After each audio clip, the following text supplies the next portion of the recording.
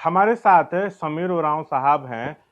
केंद्र सरकार ने एक बड़ा निर्णय लिया है। 15 तारीख को भगवान बिरसा मुंडा की जयंती को जनजातीय गौरव दिवस के तौर पर पूरे देश भर में मनाया जाएगा। इस निर्णय को कैसे देख रहे हैं? निश्चित रूप से आज़ादी के अमृत महोत्सव इस वर्ष मनाने का निर्णय हुआ है और ऐसे समय में देश के यशस्वी प्रधानमंत्री आदरणीय नरेंद्र भाई मोदी जी ने कल के अपने कैबिनेट की मीटिंग में भगवान बिरसा मुंडा जी के जयंती 15 नवंबर को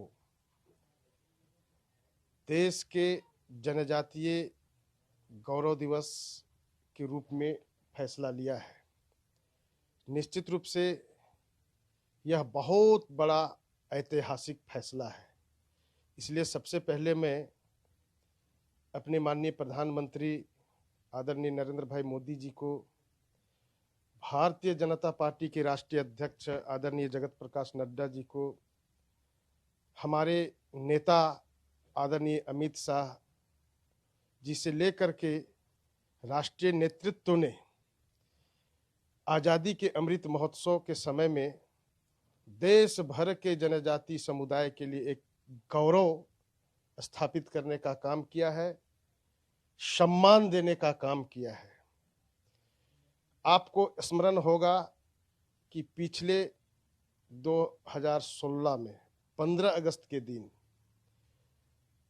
ऐतिहासिक प्राचीर स्थल लाल किला से माननीय प्रधानमंत्री जी ने यह देश भर के जनजाति जो महापुरुष हैं, आज़ादी के लड़ाई में महत्वपूर्ण भूमिका निभाया था, उसमें से भगवान बिरसा मुंडा अग्रणीय रूप में देश के पटल में सामने आए। ऐसे ही कई जनजातीय महापुरुषों ने आज़ादी की लड़ाई लड़ी, चाहे केरल के तलक्कल चंदू हो, हमारे बिरसा मुंडा जी हो, सिद्धू कान्हू हो, भीमा नायक हो, पुंजा भील हो, रानी माँ गैडिलियो है। ऐसे देश भर में कई हमारे जनजाति समुदाय के लोग देश की आज़ादी के लिए, देश की अस्मिता के लिए, देश की संस्कृति के लिए, देश की जो अपनी परंपरागत जो अपनी व्यवस्था है, यह व्यवस्था किसी के अधीन न हो, इसलिए वैसे हमारे जनजाति महापुरुषों ने पूरे बहादुरी के साथ देश को आज़ादी दिलाने में अपनी अहम भूमिका निभाई थी। इसका सम्मान होना चाहिए, ऐसा प्रधानमंत्री जी ने यह अपनी दृढ़ इच्छा शक्ति के साथ यह निर्णय लिया है। देश भर के कई जनजाति समुदाय की कई संस्थाएं, कई समितियां, कई प्रबुद्धजन बार बार लगातार यह मांग कर रहे थे कि हमारे जनजातीय महापुरुषों का गौरव कैसे देश में स्थापित हो।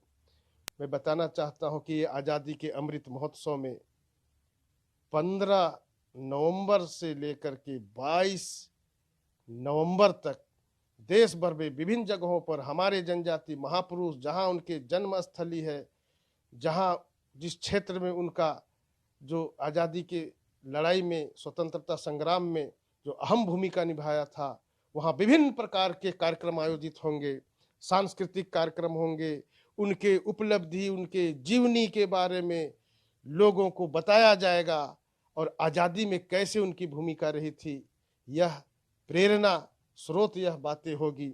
ऐसा कार्यक्रम सुनिश्चित हुआ है। सर, जैसे आप लोग खुद को आदिवासी हितैषी बताते हैं कि मोदी सरकार सबसे बड़ी आदिवासी हितैषी है। एक कार्यक्रम जनजातीय गौरव दिवस मनाया जा रहा है उनकी जयंती पर। आज़ादी का अमृत महोत्सव के तहत जनजातीय महोत्सव 15 से 22 तक चलेगा, जिसमें कई तरह के कार्यक्रम होंगे आदिवासियों से जुड़े हुए। ये ठीक है, लेकिन झारखंड मुक्ति मोर्चा की झारखंड में सरकार है। उन लोगों का कहना है कि झारखंड विधानसभा से सरना धर्म कोड पर प्रस्ताव पारित करके केंद्र सरकार को भेज दिया गया है।